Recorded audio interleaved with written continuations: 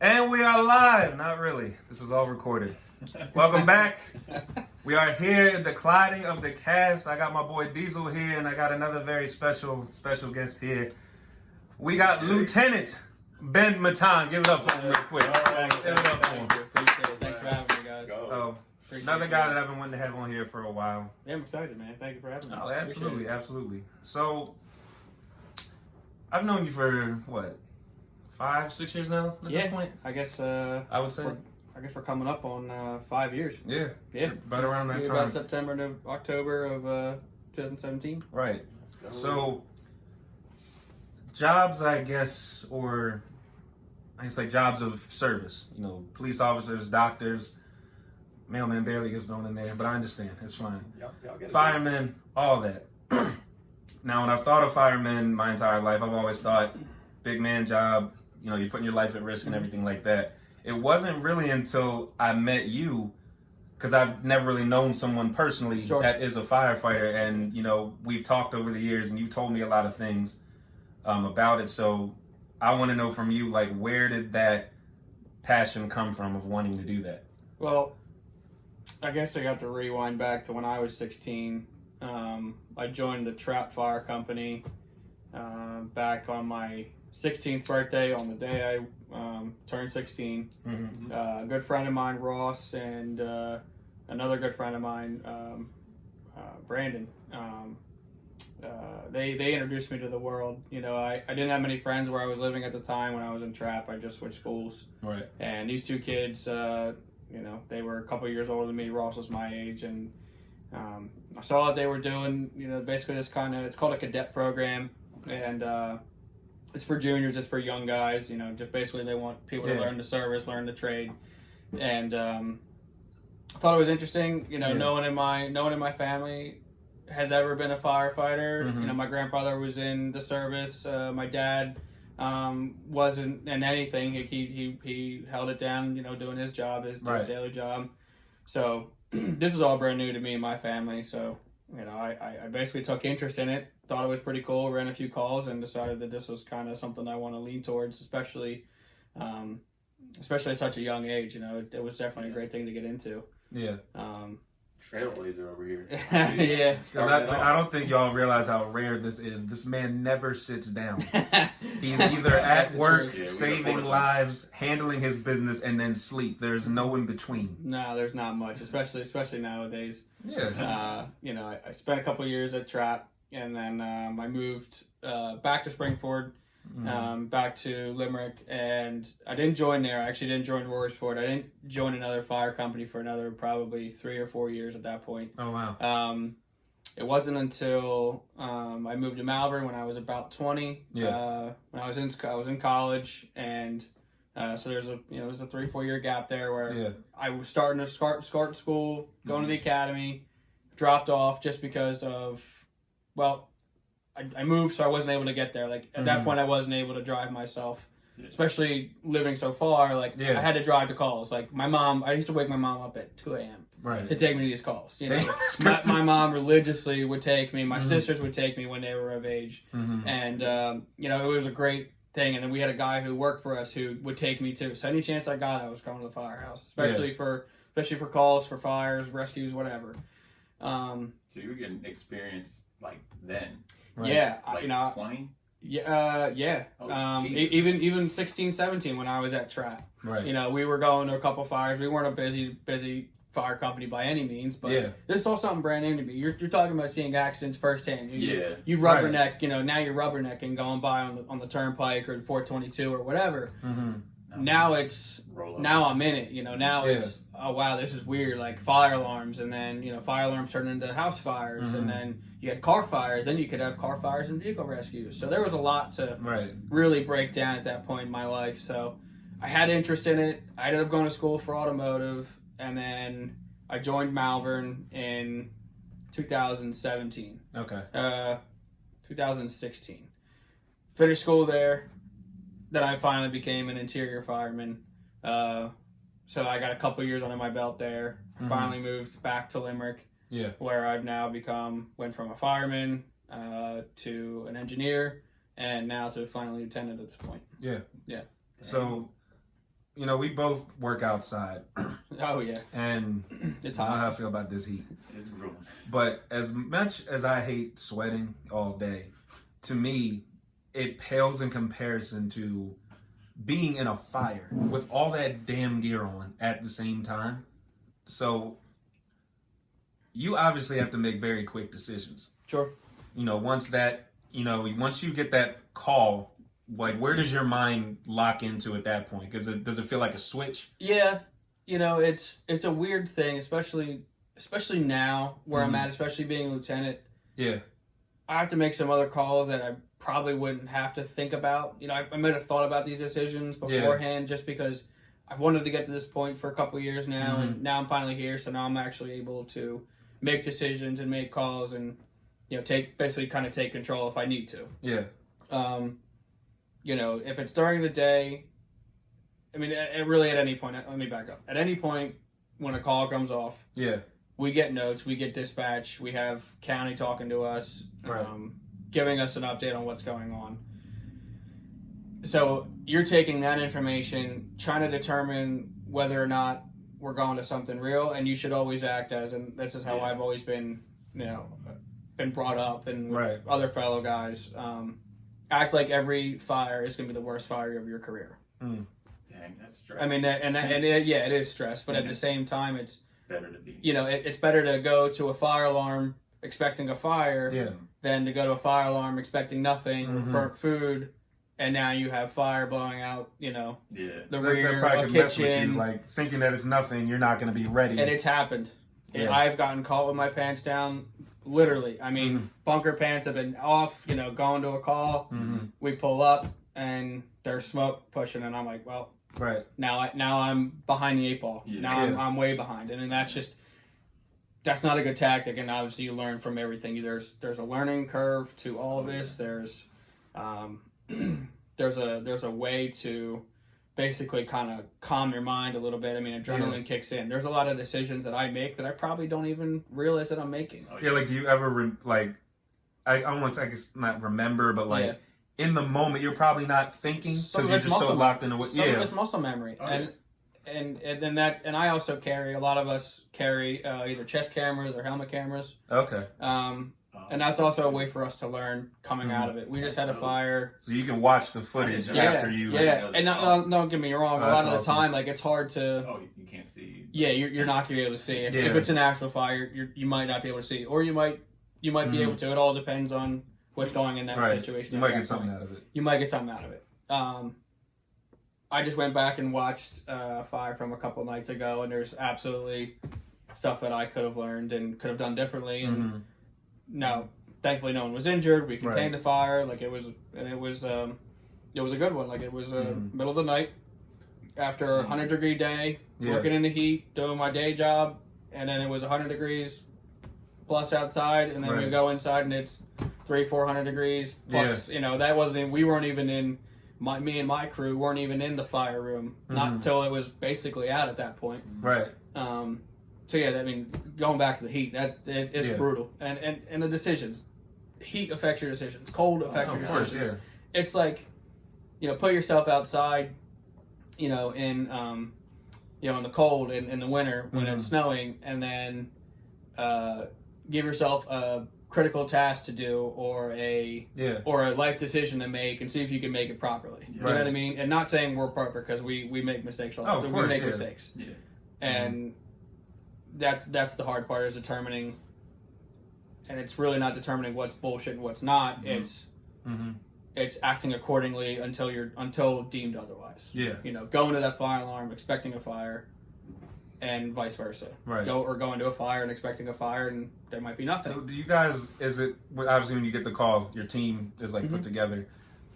Are all the, I guess, tasks predetermined, or do you kind of go by the personnel that shows up? They are predetermined. We have what's called riding assignments. So in every seat of the truck, there's an assignment for that seat. Okay. It may not be the most glamorous. Yeah. It might not be even in the building, because I mean, we're all interior fire. Not all of us. I mean, we have people that go that just want to stay strictly, exterior or help on the outside, however that may be. but we all want to go put the fire out with the hose. Right. We all want to go save that civilian. But there's other jobs that have to be done. So that's the way for us to basically eliminate freelancing. Okay. Is these riding assignments. You know, there's anywhere from 6 to 8 seats in any truck. Mm-hmm. Most of the times it's 6. So you Right. usually hopefully you'll have a 6-man crew. Yeah. We went to the fire the other night and we had an 8-man crew, so that was a good one. Right. You know, so we did a lot of tasks simultaneously. Do you have quickly. like chances of it being less than what you hope for? Sometimes. Or What do you mean, like in terms of like personnel showing? Yeah, up? like. Well, we're all volunteer, and that's the truth. Like that probably rarely happens because there's so many of you. There will are, volunteer. especially with Limerick.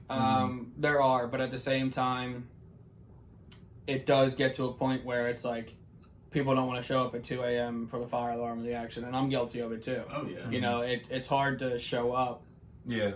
You know, after working a long day, I mean, there's people that show up anyway. Like, Right. there's going to be people. Yeah. It's just a matter of what you're getting out of it. Right. But you put a building fire on that dispatch or a vehicle rescue or a car fire, people are showing up. Yeah. I mean, that's just that's just how it goes, you know. Mm-hmm. And maybe that's a little sad, you know, in terms of, oh, I don't want to go to the fire alarm because Yeah. it's not a building fire. Well, okay, but maybe that could turn into a building fire. Like, someone's still having a bad day, Mm-hmm. Oh, so yeah. like you still have to be professional at the end of the day. But at the same time, Yeah.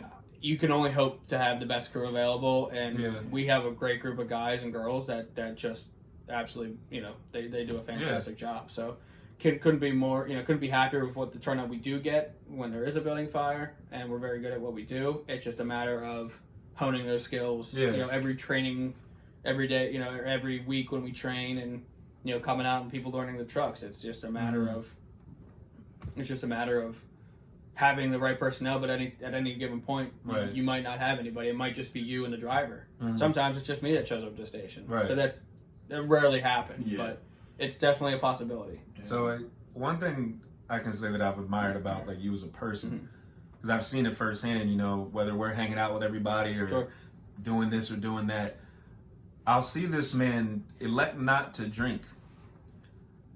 In a way, I feel like just in case to be ready. And I've seen you get called Mhm. from us just hanging out or doing whatever. Yep. But I think the discipline to, you know, because that's your time. Yeah. To essentially take a little bit away from that to ensure that you're just in a right state for anything that could possibly happen. Mhm. That's crazy. Like, I really respect the hell Yeah. out of that. You know, when I do elect to do that, or you know, that is something that I try to do. Not often. You know, I definitely enjoy my free time. I like going on vacation. You know, You gotta be stressed. we like going out to eat to dinner, so it's not like I'm electing to stay home every night. But at the same time, Yeah. you know, we have a good group where we coordinate. You know, Right. if I know there's a lot of people are out of town, like yeah, I'm gonna stay around just because Right. Okay. they might need that extra body, and, Mhm. and I'm not the only one that does that either. So. Yeah. Damn. So you're basically like on call. Like Sort of, and you know in what, a sense. we are on call, like basically from the time that I get home from Yeah. work. So let's say that's 5:00 Mhm. till I leave for work at 4:45 in the morning. Right.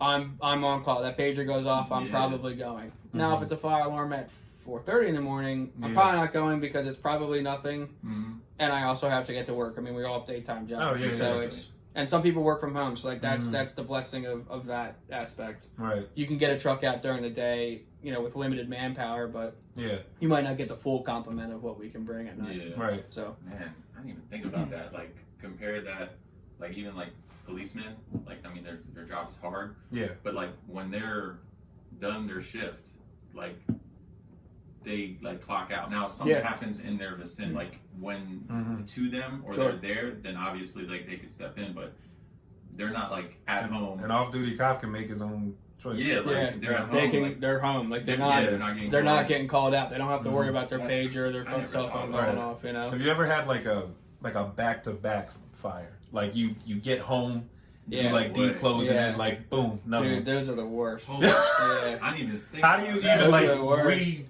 Because I feel like you're or like Yeah, not you gotta drained, be- but like There was one day. Now I didn't go on every single one of these, Mhm. but at one point we had. It was during snow and rain and stuff. We had like 35 calls back to back. Oh my God. In like a matter of like 8 hours. Like we never left the station. We never left the truck. you know, just because it was back to back to back. But then that's like storm. So like that's different. You're not really you're not actively going out and pulling hose and throwing ladders and stuff. Right.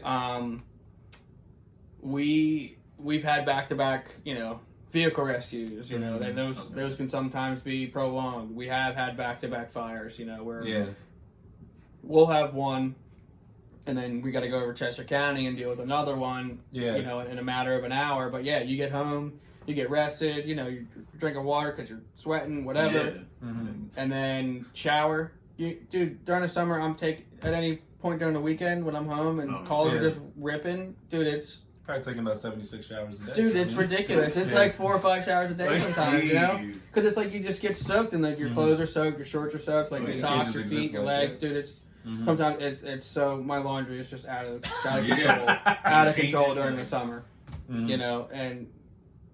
It's a wild thing to really think about too. So So like, is there anything you feel like goes, I guess, underappreciated, like for firemen or just their unit as a whole? You know, firemen in general. I mean, they don't make songs about hating firemen. It's like that's the cool part. Yeah. But at the same time, paid firemen are completely. The only thing that separates them is basically they're getting paid for it. Right. I am not one of them, but the volunteers in a whole definitely get a bad rap. I mean, there are some bad eggs out there because you know people need bodies, so it's they may take anybody that walks into the door. They may have a process. Every position in the world has some bad eggs. And that's it. You know? But the lack of volunteers in Pennsylvania alone, I think we're down to probably like 30,000 volunteers in the whole state of Pennsylvania. And we are still one of the top in the nation. 30,000 for an entire state of what, 12 million? Yeah. I think I'm but I think that's what separates it a little bit. Like if you were putting like police and firemen together, the police are putting their lives on the line also, but they're getting paid. You guys are volunteering. That's not a guarantee. And you know we had a pretty bad fire a couple of years ago, and the homeowner was not necessarily complaining, but like, what took you guys so long? It's like, well, we have to leave where we are. Our pager has to go off. We have to leave where we are, drive to the station. Could be 4 or 5 minutes. Put our gear on, get on the truck, wait for a crew or some kind of personnel to get there, and then drive to your house. Right. At any given point, that could be. You know, it's somewhere as like Limerick, it could be, 6-7 minutes. Yeah. Maybe sometimes longer, depending on traffic. You know, talk about rush hour. That's a completely different world then. But if you're trying to get to Royersford, you know, you're talking about city of Philadelphia, it's different. Yeah. Again, they're paid. They're out the door. They're out the door with a truck, multiple trucks, and a crew in probably 40 seconds. I can understand when I, see you guys go by or Royersford Fire. I see it all day, like while I'm at work. I can understand the people that don't move. It drives me nuts because you'll see like the whole community coming together, and there's that one dude because those seconds matter to y'all. Oh yeah. That's crucial time that they're not going to be able to get to. Sure, and that's a huge problem for us, and that's just something that we have to deal with on a daily basis. But or the people that just don't recognize we're behind them, that's just I just feel like it's very hard not to. And it's newer cars. Newer cars are so much. What am I looking for? Yeah, they're not more soundproof, but they're insulated better. Yeah. That's what I'm looking for. They're insulated better, so you can't hear that anymore. You turn your volume up halfway, which it's not blaring or anything. It's just normal music, normal that's music. all you're gonna hear. And that's all you're gonna hear. You're not gonna hear the cop car, ambulance, police, fire truck behind you. Yeah, right. I feel like they should take that into account when making. But they want cars to be more comfortable. They don't care about that. Yeah, they don't. Car manufacturers are all about the cash roll, man. That's all it is. And it's even with the electric, you don't have the car sounds anymore. So now they're leaving room for other things to go into their cars. Batmobiles. You know how many people snuck up behind me now? Because cars don't make a sound. Some cars don't. I'll just hear somebody behind me. Hey, mailman. I'm like, hold on. yeah. Just pulled up behind me. For real. I love it. What would you say to anybody, like any young, inspiring men and women out there, because we're old, if they were to get into the avenue that you're getting into, like, what would you say to them at like a younger age, like taking into account everything you know now, all your experiences and everything? Like, what would you say to them if they were going to enter into this world? Because I don't think it's an easy world. I think it's difficult. No. You know. But rewarding. You know. Yes. And I'll say it is rewarding because it is at the end of the day. But then you look at the end of your life. I mean, you have to be willing to put your life on the line before anybody else's. Yeah. You know, they teach you in school. It's you, your partner, and then the civilian. That's just what they teach. Yeah. Because without me and my partner, they don't. You're not getting that anyway. Exactly. Right. You have to be willing to. You have to be willing to put in the time, put in the effort to continue to learn and read and hone your skills to become a good fireman. But if you have that drive, you have that willpower. It's a completely different world, and it's one of the coolest things I've ever been a part of. I mean, I enjoy it. I mean, you guys see me, you know, on a daily basis, you know, whether we're talking about it or, you know, I'm showing up late to stuff, you know, whatever. But I do enjoy it, and I can't get enough of it. You know, you take pride in it. Yeah, and it's having pride. It's having station pride. It's having, you know, the power to basically also see what's wrong and try to make that right. Yeah. Like I mean, think about it, like you're fighting like literally like an element. Yeah. Like that's like it's not equal footing. Yeah, it gets like down to like the core of like I'm fighting something that like has been around forever. Literally ever. And it's like almost untamable. And it's only getting worse. Yeah. Like these houses nowadays, you know, they're burning at such a higher rate. Oh my God. Not just in time, but in heat. Everything is petroleum based anymore. Everything. Houses are made out of straight up light frame wood. Yeah. You know, it's not concrete anymore. Like, yeah, you have some supporting walls and stuff like that. Places like this, they'll have a firewall. Yeah. But the majority of it is nowadays. You go around and look at all the new construction. It's all light wood frame construction. Yeah. Those are tinder boxes. Just waiting to like go up. match. And when they go up, dude, that's so hard for us to do it anymore. Right.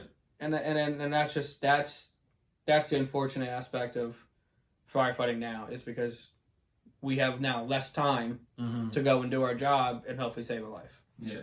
It's really You see that? It's like that. Unfortunately, has never crossed my mind. Yeah.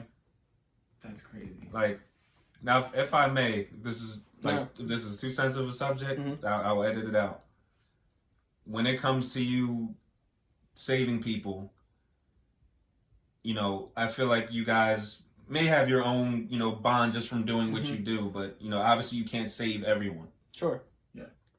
How do you guys, you know, deal with that, like, in your own way? Is there, you know, like, a method you have, or? I don't even want to call it a method.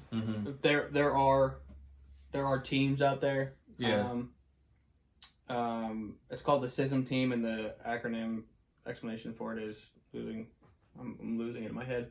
But it's basically a critical stress team. You know, they can bring out dogs, they have therapy, they have group sessions, they have all that stuff for you. And it's gonna sound really shitty, but the best way for us to do it is to literally joke about it. Yeah. And it's messed up, and I don't even know really how, you know, I can't even give you an explanation or, you know, an example out of it, just because it's so, like, in the time. And then you know, we could talk about it amongst ourselves. You know, if anybody we see us having a hard time, like, we'll reach out. Like, that's not, or they'll reach out to you. Like, and being an officer, like, I've had a couple people reach out, you know, with some harder incidents. You know, a guy I was mentoring and stuff like that, and you know, it's not an easy thing to deal with, but after a while, you know, it's not second nature, but it's also like, I heard a guy once say, who came up for a training, was their fate is decided by 99%. It's already decided. Yeah. Whatever you do in that 1% could change it, but it may not. So that stuck with me. You know, it's whatever decisions I make may help, but at the same time, it may not mean a damn thing. It may not. And that's just how the world works. That's just how it goes. That's not uncommon. Like people will joke about their hard traumas. Like how many my dad ain't here jokes have I made? Like, it's just how you deal with it. And then even in other professions, like you hear like doctors, like you'll hear them talking about like patients, like, and it's most of the time. You hope that it's not from like malice, but no, it's a coping mechanism. Yeah, right? And that's exactly what it's a coping mechanism. Yeah, it's something that I've used, and I don't put that too much on my wife, just for the sheer fact of I only will if she asks, and it's not more or less not more of a thing where, oh, I'm not talking about it now. Yeah. Obviously, she can question me whenever she wants, and if I become irritable, whatever.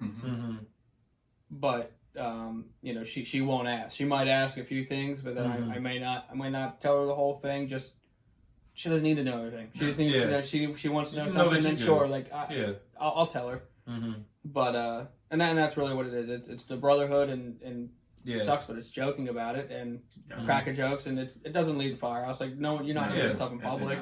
You'd hear it letting no more than like in a break room at a doctor's office. That's like being in a locker room. Like, this stuff we're gonna know in Eagles' locker room that you would never hear because it's in their locker room. That's it. You'll never hear it. You'll never hear it. So it's just. And we don't need to. Like, that is for y'all. Yeah. Like, that's it. And that's exactly right. That's for us. Well, we may not be well versed in fire, but we got some fire for you. Okay. I knew you was coming over here today. Chad, if you will. What do we got? We're going to get some flame up in here now. Some flame up in here. Although we're breaking out. Although I am not, although I am brown. Oh, snap. I am a brown man. I've never been a brown liquor drinker, but a little birdie told me that Lieutenant Mitton likes himself some Jack Honey. I do like my Jack Honey. So I decided for this day to revoke my your brown liquor. My taste buds are literally running to the back of my tongue as we speak. Hell yeah! Thank you. Because I don't think I really got a chance to toast you the way I wanted to for becoming lieutenant. I appreciate that. I think I was busy, you was busy. All over the place, but I really wanted to dab this up. And it already feels like it's been so long, and I think it happened in March, and it's already it's already what, August, mid-August, and August. It feels like it just happened. So it does. I'm still brand new to this whole thing, so it's all a learning curve, and I'm learning from some good guys. So the way I've just experienced you from then to right now. Like that's why we got to toast this up. Yeah. As far as I'm concerned, you finna be the fire chief at some point. I don't know about fire chief. I'm just trying to become paid before I do that. Okay. So. There you go. So you saying in watching 10 years that one day, one day maybe. You heard it here first. You heard it here first. That's what I'm saying. Remember Time Firehouse. All right. John's trademark. Hell yeah! Thank you very much. Yeah. This is gonna be. There you go, right down. It's gonna be good. It's the honey. The Jack. If you got straight Jack, it's a little bit harder, but the honey is good, man. Okay. Honey's good. You picked a good choice. Cheers, congratulations, brother. Thank you very much. Gross. Oh, let's get it. Oh yeah, it's good. It's you know good. What? Yeah, it's good. The honey is what makes it. You probably just use some regular Jack. Oh my God! That is nice for me. Dude, that's him. He loved it. He loved that. For nah, no man, reason. I used to. That was like college days. Those things are long gone. It's sparingly now. I ain't gonna lie. I just drink to get out of classes. Now I just drink. Let's go. Speaking of drinking, which we all love to do, especially when we're watching some football. Oh yeah. Oh, that's coming up real soon. We have one of the most passionate.